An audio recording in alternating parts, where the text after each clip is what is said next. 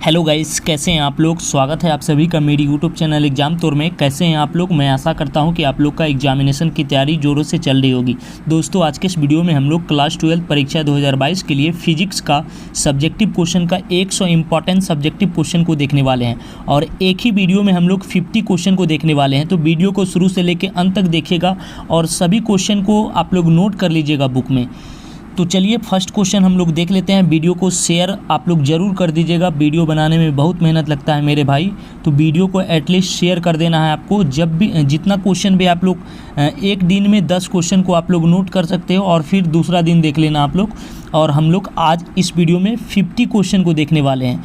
50 subjective question को answer के साथ देखने वाले हैं। फर्स्ट क्वेश्चन है आपका आवेश क्या है, परिभाषित करें।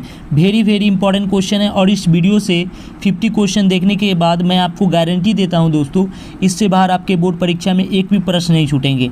हम लोग कंप्लीट 100 सब्जेक्टिव क्वेश्चन को देखने वाले हैं, जिसमें कि 50 क्वेश्चन आज देखने वाले हैं आंसर के साथ। फर्स्ट क्वेश्चन है आपका आवेश क्या है। आवेश क्या है, परिभाषित करें। तो आवेश किसी पदार्थ का वह गुण है जिसके कारण वह विद्युतीय क्षेत्र को उत्पन्न करता है तथा अनुभव भी करता है। इतना आपको नोट कर लेना है। नेक्स्ट क्वेश्चन है विद्युतीय क्षेत्र रेखा को परिभाषित करें। तो किसी आवेश के चारों ओर विद्युतीय क्षेत्र एक रेखा एक काल्पनिक वक्र से घिरा होता है, जिसके कारण किसी भी बिंदु पर खींची गई स्पर्श रेखा उस बिंदु पर विद्युतीय क्षेत्र की दिशा को बतलाता है।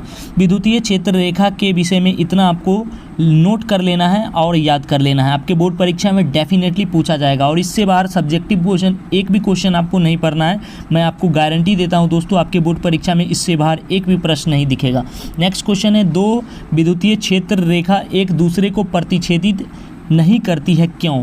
दोस्तों, इस वीडियो में ऐसा एक भी प्रश्न नहीं लिया गया है। आपके NCERT book previous years question, नया क्वेश्चन इसमें इंक्लूड किया गया है, जो आपके बोर्ड एग्जाम में 100% आएंगे। नेक्स्ट क्वेश्चन है दो विद्युतीय क्षेत्र रेखा एक दूसरे को प्रतिच्छेद क्यों नहीं करती है, ऐसा क्या कारण है। तो वही आपके बोर्ड एग्जाम में पूछे गए क्वेश्चन है। अगर दो विद्युतीय क्षेत्र रेखा एक दूसरे को एक ही बिंदु पर प्रतिच्छेद करेगी तो उस बिंदु पर दो स्पर्श रेखा खींची जा सकती है। और हम लोग जानते हैं कि विद्युतीय क्षेत्र रेखा के किसी भी बिंदु पर खींची गई स्पर्श रेखा उस बिंदु पर विद्युतीय क्षेत्र की दिशा को बतलाता है। इस प्रकार उस बिंदु पर विद्युतीय क्षेत्र की दो दिशा होगी, जो भौतिक रूप से संभव नहीं है। इसीलिए विद्युतीय क्षेत्र रेखाएं एक दूसरे को प्रतिच्छेद नहीं करती है। आप लोग जरूर क्वेश्चन को नोट कर लीजिएगा दोस्तों। नेक्स्ट क्वेश्चन है आवेश के गुणों को लिखें। आवेश के गुणों को लिखें। फर्स्ट है आवेश धनात्मक और ऋणात्मक दोनों प्रकार के हो सकते हैं। नेक्स्ट है आवेश एक अदिश राशि है। नेक्स्ट है आवेश संरक्षी होता है। आवेश क्वांटनीकृत होता है। और नेक्स्ट है आपका आवेश का परिणाम वेग पर निर्भर नहीं करता है। ठीक है, इतना आपको आवेश के गुणों के विषय में याद कर लेना है। एक से दो बार आप लोग पढ़ लोगे तो मैं आपको विश्वास दिलाता हूँ डेफिनेटली आपको समझ में एटलीस्ट आ जाएगा, याद आ जाएगा आपको। जब एग्ज़ाम में बैठोगे तो आप एलिमिनेट करके भी आप लोग एग्ज़ाम में आंसर को लिख सकते हो। नेक्स्ट क्वेश्चन है आवेश का क्वांटनीकरण क्या है। तो आवेश का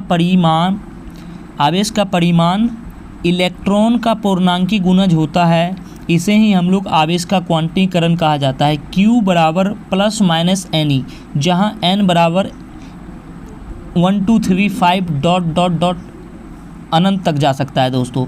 और यहाँ पे Q जो है दोस्तों यह आवेश है, ठीक है, और N जो है इलेक्ट्रॉन की संख्या। इतना आपको याद रख लेना है। चलिए नेक्स्ट क्वेश्चन देख लेते हैं। कूलम के नियम को लिखें। कूलम के दो नियम होते हैं। फर्स्ट नियम है आपका समान आवेश में प्रतिकर्षण तथा असमान आवेश में क्या होता है, प्रतिकर्षण, तथा असमान आवेश में क्या होता है, आकर्षण होता है। दोस्तों, समान आवेश में प्रतिकर्षण तथा असमान आवेश में क्या होता है, प्रतिकर्षण, असमान आवेश में आकर्षण होता है। नेक्स्ट क्वेश्चन है इसका जो नेक्स्ट नियम है दोस्तों, दो आवेश के बीच लगने वाले आकर्षण या प्रतिकर्षण बल का परिणाम दोनों आवेशों के परिणाम के गुणनफल के समानुपाती होता है और दोनों आवेश के बीच के व्युत्क्रमानुपाती होता है।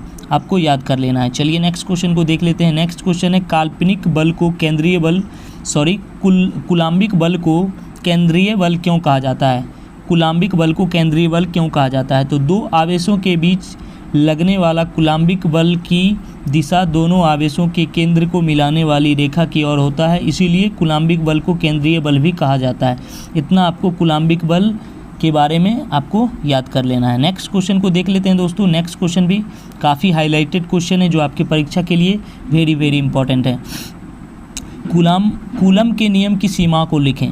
तो कूलम के 5 सीमा आप लोग एग्जामिनेशन में लिख सकते हो। तो फर्स्ट है आपका, और ये क्वेश्चन आपके एग्जाम के पर्पस से वेरी वेरी इंपॉर्टेंट है, तो आपको याद कर लेना है। कूलम का नियम केवल बिंदु आवेश के लिए मान्य होता है। नेक्स्ट है, कूलम का नियम केवल स्थिर आवेशों के लिए मान्य होता है। नेक्स्ट है, कूलम का नियम माध्यम पर निर्भर नहीं करता है। और नेक्स्ट जो है दोस्तों, कूलम का नियम सार्वत्रिक यूनिवर्सल नहीं होता है, आपको याद रखना है। और नेक्स्ट जो है दोस्तों, अगर दो आवेशों के बीच की दूरी 10⁻⁻15 मीटर से कम हो तो कूलम का नियम अपनी वैधता खो देती है।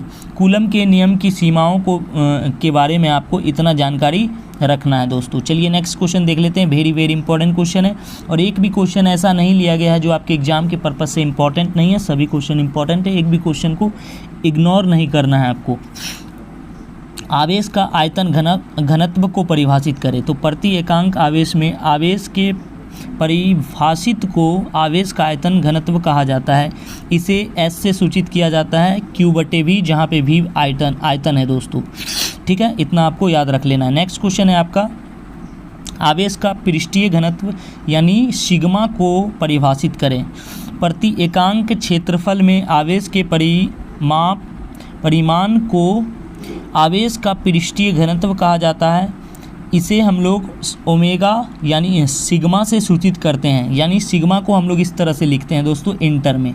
ठीक है, और इंटर में जब आओगे तो आपको सिग्मा इस तरह से दर्शाना है। ठीक है, चलिए आगे देख लेते हैं। आवेश का पृष्ठीय घनत्व सिग्मा बराबर Q/A, जहाँ पे A क्षेत्रफल है दोस्तों और Q क्या है, आवेश है। ठीक है, और ओमेगा आपका सिग्मा जो है आवेश का पृष्ठीय घनत्व है और Q आवेश है और A यहाँ पे क्या है, क्षेत्रफल है। चलिए नेक्स्ट क्वेश्चन देख लेते हैं। हम लोग 50 क्वेश्चन को देखने वाले हैं दोस्तों।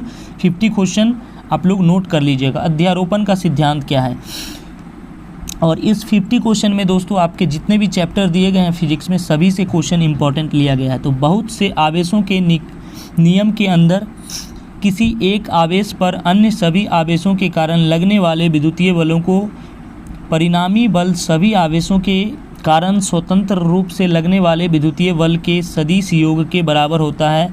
यहाँ पे हम लोग F सदिश बराबर F1 सदिश प्लस F2 सदिश प्लस F3 सदिश यानी डॉट F सदिश n तक आप लोग लिख सकते हैं इसके विषय में। और यहाँ पे F जो है दोस्तों, F सदिश परिणामी बल होता है। ठीक है, चलिए नेक्स्ट क्वेश्चन देख लेते हैं। नेक्स्ट है आपका, विद्युतीय क्षेत्र क्या है। तो किसी आवेश या आवेशों के समुदाय के चारों ओर का वह क्षेत्र जहाँ कोई दूसरा आवेश आकर्षण बल या प्रतिकर्षण बल का अनुभव नहीं करता है, यानी करता है अनुभव, विद्युतीय क्षेत्र कहलाता है। विद्युतीय क्षेत्र कहलाता है। चलिए नेक्स्ट क्वेश्चन देख लेते हैं। विद्युतीय क्षेत्र की तीव्रता को परिभाषित करें। सभी क्वेश्चन इंपॉर्टेंट है, मैं बार बार रिपीट नहीं करूंगा। वीडियो को लाइक कर देना है, वीडियो को शेयर कर देना है। विद्युतीय क्षेत्र के किसी भी बिंदु पर विद्युतीय क्षेत्र की तीव्रता उस बिंदु पर रखे गए एकांक धन आवेश या परीक्षण आवेश पर लगने वाला विद्युतीय बल को हम लोग क्या कहते हैं, विद्युतीय क्षेत्र की तीव्रता कहते हैं। चलिए नेक्स्ट क्वेश्चन देख लेते हैं। परीक्षण आवेश क्या होता है। परीक्षण आवेश यानी टेस्ट चार्ज क्या है। What is test charge. तो परीक्षण आवेश बहुत ही छोटा होता है। यह इतना छोटा होता है कि यदि इसे किसी विद्युतीय क्षेत्र में लगाया जाता है तो विद्युतीय क्षेत्र के अवस्था, परिणामी तथा दिशा में कोई परिवर्तन नहीं होता है। इसे घनात्मक लेने की जो है मानी जाती है, इसे घनात्मक ली जाती है दोस्तों। इतना आपको परीक्षण आवेश के बारे में लिख देना है। ठीक है, चलिए नेक्स्ट क्वेश्चन देख लेते हैं दोस्तों। नेक्स्ट क्वेश्चन है आपका क्वेश्चन नंबर 15 है, विद्युतीय विभव को परिभाषित करें। तो विद्युतीय क्षेत्र के किसी भी बिंदु पर एकांक धन आवेश को अनंत से उस बिंदु तक ले जाने में किए गए कार्य बराबर होता है, विद्युतीय विभव कहलाता है। इसीलिए इसका एसआई मात्रक जूल बटे कूलम। दोस्तों आपसे इस वीडियो में क्वेश्चन से रिलेटेड ऑब्जेक्टिव भी इंक्लूड किया गया है। जिस क्वेश्चन में ऑब्जेक्टिव बनते हैं हम लोग ऑब्जेक्टिव के साथ देखेंगे, जिससे कि आपका ऑब्जेक्टिव भी क्लियर हो जाए। तो एसआई मात्रक होता है जूल जे बटे कूलम, और इसको हम लोग, इसका जो एसआई मात्रक हो सकता है बोल्ट भी हो सकता है दोस्तों, जिसे हम लोग वी से सूचित करते हैं। तो आपके ऑप्शन में ऑप्शन के अनुसार आपको टिक लगा देना है, ठीक है। चलिए नेक्स्ट क्वेश्चन देख लेते हैं। चलिए दोस्तों नेक्स्ट क्वेश्चन देख लेते हैं। नेक्स्ट क्वेश्चन है विद्युतीय द्विध्रुव को परिभाषित करें। तो दो समान परिमाण विपरीत बिंदु आवेश बहुत ही अल्प दूरी पर स्थित हो तो ये दोनों आवेश मिलकर एक विद्युतीय द्विध्रुव का निर्माण करता है। एक हम लोग ये बना लेते हैं, डायग्राम बना लेते हैं। बोल क्या रहा है, विद्युतीय द्विध्रुव को परिभाषित करें। तो दो समान परिमाण विपरीत दूरी पर, यानी प्लस क्यू और माइनस क्यू, बहुत ही अल्प दूरी पर, बहुत ही कम दूरी पर दो आवेश मिलकर एक द्विध्रुव का निर्माण करता है। इसे ही हम लोग विद्युत द्विध्रुव कहते हैं दोस्तों। चलिए नेक्स्ट क्वेश्चन देख लेते हैं। नेक्स्ट क्वेश्चन है आपका, विद्युतीय द्विध्रुव आघूर्ण क्या है, परिभाषित करें। किसी विद्युतीय द्विध्रुव आघूर्ण दोनों आवेश में से किसी एक ही आवेश का परिणाम तथा दोनों आवेश के बीच की दूरी के गुणनफल के बराबर होता है। इसे हम लोग पी सदिश से सूचित करते हैं। नेक्स्ट जो क्वेश्चन है दोस्तों, विद्युतीय बल क्या है, परिभाषित करें। जब किसी आवेश को किसी विद्युतीय क्षेत्र में रखा जाता है तो विद्युतीय क्षेत्र के द्वारा आवेश पर एक बल लगता है, जिसे हम लोग विद्युतीय बल कहते हैं। नेक्स्ट जो क्वेश्चन है, विभवांतर को परिभाषित करें। तो एकांक धनावेश को एक ही बिंदु से दूसरे बिंदु तक ले जाने में जो कार्य किया जाता है, उन दोनों बिंदुओं के बीच का विभवांतर को हम लोग विभवांतर कहते हैं। यानी फिर से मैं रिपीट कर दे रहा हूँ, एकांक धनावेश को एक बिंदु से दूसरे बिंदु तक जो है ले जाने में जो किया जाता है कार्य, उसे ही हम लोग क्या कहते हैं, विभवांतर कहते हैं। चलिए नेक्स्ट क्वेश्चन देख लेते हैं। ठोस कोण क्या है। किसी सतह के द्वारा किसी बिंदु पर बनाए गए कोण को ठोस कोण कहा जाता है। इसे हम लोग ओमेगा से सूचित करते हैं। नेक्स्ट क्वेश्चन है आपका, विद्युतीय क्षेत्र में नेक्स्ट क्वेश्चन है, विद्युतीय फ्लक्स को परिभाषित करें। तो विद्युतीय क्षेत्र में किसी तल से गुजरने वाली विद्युतीय क्षेत्र रेखा को उस तल का विद्युतीय फ्लक्स कहा जाता है। या हम लोग दूसरा रूप से इसका आंसर कर सकते हैं, विद्युतीय क्षेत्र की तीव्रता या क्षेत्रफल सदिश के अदिश गुणनफल को विद्युतीय फ्लक्स कहा जाता है। हम लोग लिख सकते हैं इसका जो ये होता है शॉर्ट फॉर्म में, फाई बराबर ई सदिश इंटू क्या हो जाएगा, ए सदिश, ठीक है। चलिए नेक्स्ट क्वेश्चन देख लेते हैं। नेक्स्ट क्वेश्चन है आपका, गॉस के प्रमेय को लिखें। तो विद्युतीय क्षेत्र में किसी बंद तल से होकर गुजरने वाली विद्युतीय फ्लक्स का मान तल के अंदर उपस्थित कुल आवेश का 1/ε0 गुना होता है, जहां ε0 क्या है, मुक्त आकाश का परावैधुता है। इसे हम लोग गॉस का प्रमेय कहते हैं। ओके, चलिए नेक्स्ट क्वेश्चन देख लेते हैं। समविभवी तल या सतह क्या है, स्पष्ट करें। तो वैसा सतह या तल जिसके प्रत्येक बिंदु पर विद्युतीय विभव का मान समान होता है, समविभवी तल या सतह कहलाता है। हम लोग आगे देख लेते हैं। समविभवी तल में किन्हीं दो बिंदुओं के बीच का विभवांतर क्या होता है, शून्य होता है, यानी 0 होता है। इतना आपको समविभवी तल या सतह के बारे में आपको याद कर लेना है। चलिए नेक्स्ट क्वेश्चन देख लेते हैं। चालक की धारिता या चालक की विद्युत धारिता क्या है। चालक की धारिता, या आपको दूसरा रूप से पूछा जा सकता है, चालक की विद्युत धारिता क्या है। तो जब किसी चालक को आवेश दिया जाता है, तो जब किसी चालक को आवेश दिया जाता है तो चालक के सतह पर विभव का मान बढ़ता है, यानी इंक्रीज होता है। चालक के सतह पर विभव में हुआ वृद्धि चालक को दिए गए आवेश का समानुपाती होता है। इसे ही चालक की धारिता या चालक की विद्युत धारिता कहा जाता है।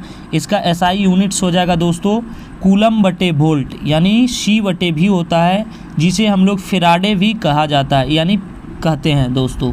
चलिए क्वेश्चन नेक्स्ट देख लेते हैं। चालक की धारिता को प्रभावित करने वाले कारकों को लिखें। यानी ऐसा कौन सा कारक है जिससे प्रभावित होता है चालक की धारिता। तो चालक की धारिता को प्रभावित करने वाले कारक निम्न प्रकार से हैं। फर्स्ट है आपका चालक के सतह का क्षेत्रफल, यानी चालक के सतह के क्षेत्रफल को बढ़ाने से विभव का मान घटता है यानी डिक्रीज होता है, तथा चालक की धारिता इंक्रीज होती है, बढ़ती है। चलिए अगला जो इसका कारण है, चालक के निकट दूसरे चालक की उपस्थिति किसी आवेशित चालक के निकट दूसरे आवेशित चालक को रखने से आवेशित चालक के सतह पर विभव का मान घटता है तथा चालक की धारिता बढ़ती है। इतना आपको लिख देना है, याद कर लेना है। नेक्स्ट क्वेश्चन देख लेते हैं। ओम के नियम को लिखें। तो किसी नियत ताप पर चालक के सिरों के बीच का विभवांतर चालक से प्रवाहित धारा का समानुपाती होता है। इसे ही हम लोग ओम के नियम कहते हैं, यानी V समानुपाती I, जहां R एक स्थिरांक है जिसे चालक का प्रतिरोध कहा जाता है। इसे हम लोग नेक्स्ट आगे मतलब लिख सकते हैं V बराबर IR। ठीक है, ओके। चलिए नेक्स्ट क्वेश्चन देख लेते हैं। नेक्स्ट क्वेश्चन है आपका, यहाँ पे दोस्तों V जो है आपका ये आवेश है, ओके। R क्या है, रेजिस्टेंस है यानी प्रतिरोध है। नेक्स्ट देख लेते हैं समांतर क्रम समूहन क्या है। तो प्रतिरोध का वैसा समूहन जिसमें सभी प्रतिरोधों के सिरों के बीच का विभवांतर समान होता है समांतर क्रम समूहन कहा जाता है। चलिए अगला क्वेश्चन देख लेते हैं। वीडियो को शेयर कर देना आप। PDF के लिए अगर आपको लेना है इन सभी का तो आप लोग संपर्क कर सकते हो। सेल के अंदर एकांक धनावेश को निगेटिव टर्मिनल से पॉजिटिव टर्मिनल तक ले जाने में जितना कार्य करना पड़ता है उसे हम लोग सेल का विद्युत वाहक बल कहा जाता है। मैं एक बार रिपीट कर दे रहा हूँ दोस्तों, विद्युत वाहक बल क्या है, यानी इलेक्ट्रोमोटिव फोर्स क्या है। तो सेल के अंदर एकांक धनावेश को निगेटिव टर्मिनल से पॉजिटिव टर्मिनल तक ले जाने में किया गया कार्य जितना कार्य करना पड़ता है उसे हम लोग सेल का विद्युत वाहक बल कहते हैं। चलिए नेक्स्ट क्वेश्चन देख लेते हैं। नेक्स्ट है आपका मिश्रित क्रम समूहन को परिभाषित करें। तो सेलों के मिश्रित क्रम समूहन में सेलों को श्रेणी क्रम में लगाकर फिर से कतार में समांतर क्रम में लगाया जाता है। इसे हम लोग मिश्रित क्रम समूहन कहते हैं या कहलाता है, जो भी जिस प्रकार भी आप लोग लिख सकते हैं। नेक्स्ट जो है VVI क्वेश्चन है, किरचॉफ्स के नियम को लिखें। तो किरचॉफ्स के 2 नियम निम्नलिखित हैं, यानी 2 नियम हैं किसी भी बंद बिंदु पर, यानी फर्स्ट जो नियम है किरचॉफ्स लॉ का, वह पहला है किसी भी बिंदु पर मिलने वाली सभी धाराओं का बीजीय योग क्या होता है, 0 होता है यानी 0 होता है। तो बिंदु के तरफ आने वाली धारा को धनात्मक लिया जाता है तथा बिंदु से दूर जाने वाली धारा को क्या लिया जाता है, ऋणात्मक लिया जाता है। इतना आपको लिख देना है। नेक्स्ट जो लॉ है दोस्तों, नियम है, प्रतिरोध तथा सेलों के सम्मिलित बंद विद्युतीय परिपथ में सभी विभवांतर का बीजीय योग 0 होता है। इसे हम किरचॉफ्स का द्वितीय नियम कहते हैं, यानी ऊपर वाला फर्स्ट नियम है दोस्तों, आपको याद रख लेना है। फर्स्ट किरचॉफ्स का फर्स्ट लॉ क्या है, तो आपको ऊपर वाला लिख देना है। किरचॉफ्स का दूसरे नियम क्या है, तो नीचे वाला लिख देना है, किरचॉफ्स का नियम कहते हैं। चलिए नेक्स्ट क्वेश्चन है, विभव मापी को परिभाषित करें। तो विभव मापी एक ऐसी व्यवस्था है यानी ऐसी युक्ति है जिसकी सहायता से तार के दोनों सिरों के बीच के विभवांतर को मापा जाता है और विभवांतर की सहायता से 2 सेलों के विद्युत वाहक बल की तुलना की जाती है तथा सेलों के आंतरिक प्रतिरोध को ज्ञात किया जाता है। चलिए अगला क्वेश्चन देख लेते हैं। विद्युत धारा का ऊष्मीय प्रभाव क्या है। जब किसी तार से धारा प्रवाहित की जाती है तो तार गर्म हो जाता है, यानी कि विद्युतीय ऊर्जा का रूपांतरण ऊष्मीय ऊर्जा में होने लगता है। धारा के इस प्रवाह को हम लोग धारा का ऊष्मीय प्रभाव कहते हैं। नोट आप लोग कर लीजिएगा दोस्तों, मैं बार बार रिक्वेस्ट कर रहा हूँ, नोट करना है आपको। यही क्वेश्चन आपके बोर्ड परीक्षा में आएंगे। क्वेश्चन नंबर 33 है दोस्तों, जूल का नियम को लिखें। Joule's of law. चलिए उत्पन्न ऊष्मा का परिणाम धारा के वर्ग के समानुपाती होता है अगर चालक का प्रतिरोध और समय नियत हो तो, यानी H बराबर समानुपाती R² हो तो। यहाँ पे H उत्पन्न ऊष्मा है और I धारा है। अगर किसी चालक से नियत परिणाम की धारा नियत समय पर प्रवाहित की जाती है तो उत्पन्न ऊष्मा का परिमाण चालक के प्रतिरोध का समानुपाती होता है, हम लोग H समानुपाती R लिखना है आपको। नेक्स्ट क्वेश्चन है विद्युतीय शक्ति को परिभाषित करें। तो विद्युतीय परिपथ में विद्युतीय ऊर्जा के व्यय के दर को विद्युतीय शक्ति कहते हैं, ठीक है। विद्युतीय शक्ति बराबर कार्य बटे समय, यानी P बराबर W यानी वाट बटे T, यानी W बराबर I स्क्वायर RT आप लोग लिख सकते हैं, और P बराबर I स्क्वायर इंटू R बटे T करके आप लोग T से कैंसिल हो जाएगा। उसके बाद बचेगा क्या दोस्तों, यहाँ पे P बराबर I स्क्वायर R, और इसको हम लोग दूसरा रूप से भी लिख सकते हैं दोस्तों, P बराबर I इंटू आई R बराबर क्या हो जाएगा, P बराबर I वोल्ट, ठीक है। चलिए नेक्स्ट क्वेश्चन देख लेते हैं। विद्युतीय शक्ति का एसआई मात्रक क्या होता है, वाट होता है, W से सूचित करते हैं वाट को। नेक्स्ट क्वेश्चन देख लेते हैं। धारा घनत्व को परिभाषित करें। तो प्रति एकांक अनुप्रस्थ काट के क्षेत्रफल से प्रवाहित धारा को धारा घनत्व कहा जाता है। धारा घनत्व बराबर I बटे A होता है। I यहाँ पे धारा हो गया, A हो गया यहाँ पे एम्पियर, यानी अनुप्रस्थ काट का क्षेत्रफल। और धारा घनत्व का जो है SI यूनिट्स होता है ampere metre square, ampere metre square करके आपको याद रख लेना है।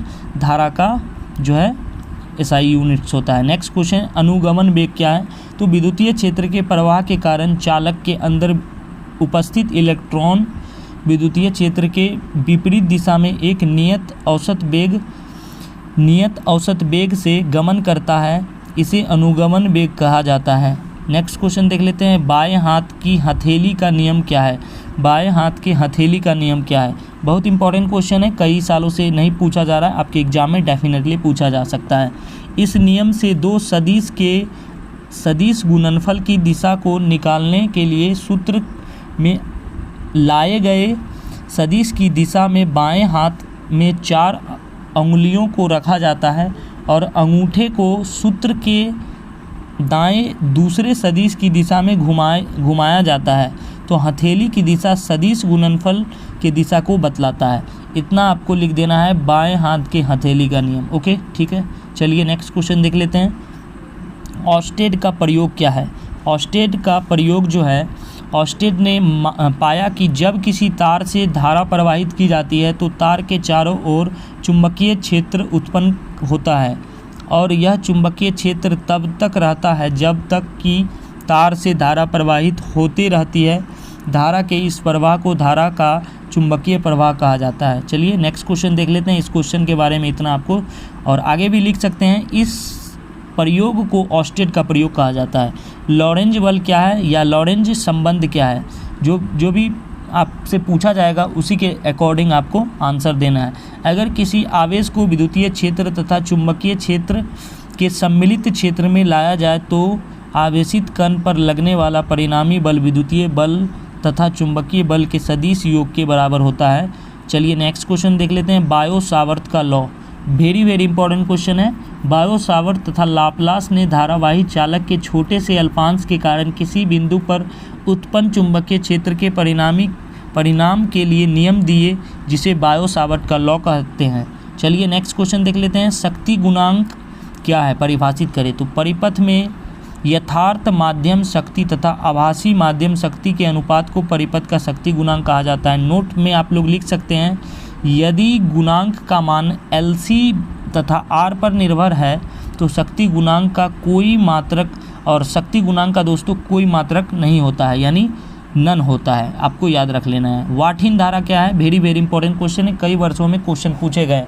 तो वैसा धारा जिसके कारण प्रत्यावर्ती धारा के परिपथ में शक्ति व्यय का मान 0 होता है, वाटहीन धारा कहलाता है। नेक्स्ट है, प्रत्यावर्ती धारा को परिभाषित करें।